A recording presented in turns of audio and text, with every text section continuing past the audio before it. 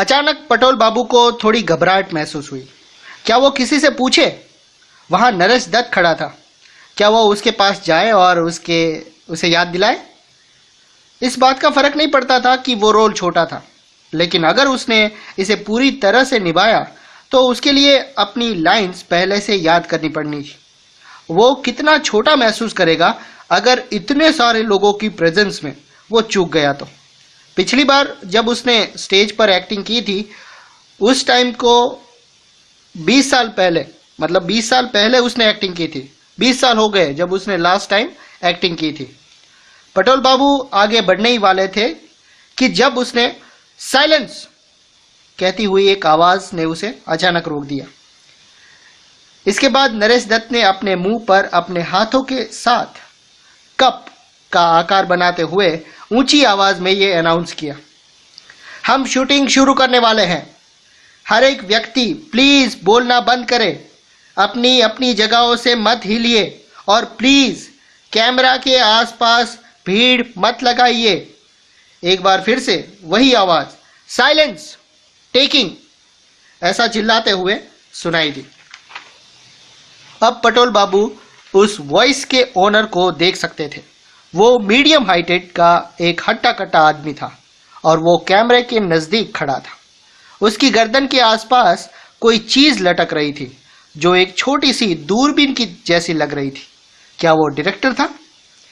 कितनी अजीब बात थी, उसने डायरेक्टर का नाम तक नहीं पता था कि उसकी चिंता भी नहीं की उसने।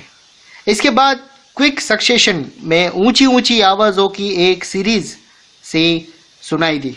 Start, sound, running, camera, rolling and action.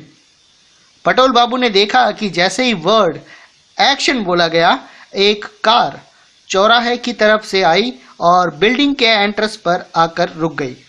फिर ग्रे रंग का सूट पहने हुए और गुलाबी मेकअप लगाए हुए एक यंग मैन कार के पीछे की तरफ से तेजी से बाहर निकला। एंट्रेंस की तरफ तेजी के साथ कुछ कदम चला और फिर अचानक रुक गया। अगले ही पल पटोल बाबू ने ऊंची आवाज में बोला गया एक वर्ड सुना, कट, और उसके साथ ही भीड़ का शोर शराबा फिर से शुरू हो गया। पटोल बाबू के बगल में खड़े एक आदमी ने अब उसके तरफ मुंह किया।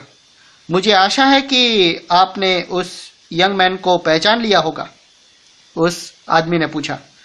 पटोल बाबू ने कहा, नहीं तो। चंचल कुमार, उस आदमी ने कहा। वो बहुत तेजी से तरक्की कर रहा है। इस वक्त 4 फिल्मों में वो मेन लीड निभा रहा है।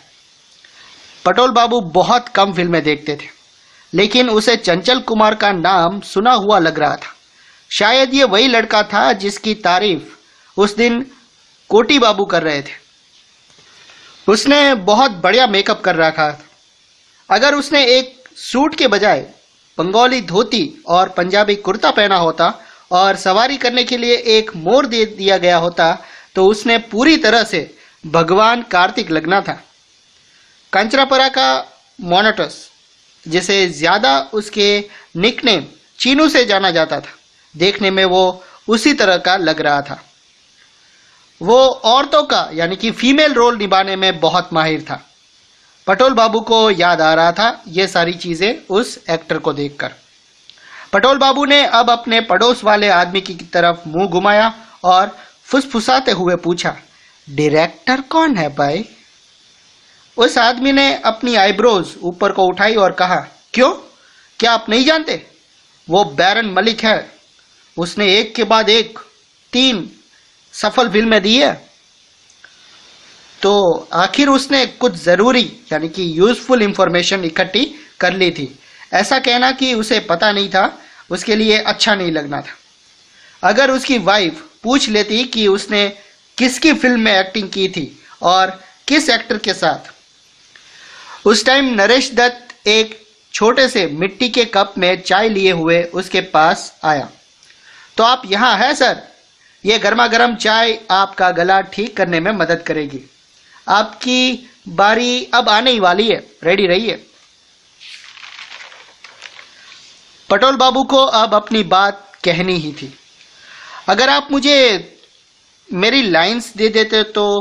आपकी लाइंस? मेरे साथ आइए। नरेश दत्त उन 3 टांगों वाले इंस्ट्रूमेंट की तरफ गया और पटोल बाबू उसके पीछे पीछे। सुनो शशांको, शॉर्ट स्लीव वाली शर्ट पहने हुए एक यंग मैन ने नरेश दत्त की तरफ मुंह किया। ये जेंटलमैन अपनी लाइंस चाहते हैं, आप इन्हें एक कागज पर लिखकर इन्हें क्यों नहीं दे देते?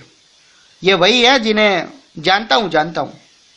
शशांको ने अब पटोल बाबू की तरफ मुंह किया। आइए ग्रैंडपा। सुनो ज्योति, क्या मैं एक सेकंड के लिए तुम्हारा पेन ले सकता हूं? दादू अपनी लाइन लिखवाना चाहते हैं। उस ज्योति नाम के लड़के ने अपनी जेब में से एक रेड डॉट पेन निकाली और शशांको को दे दी।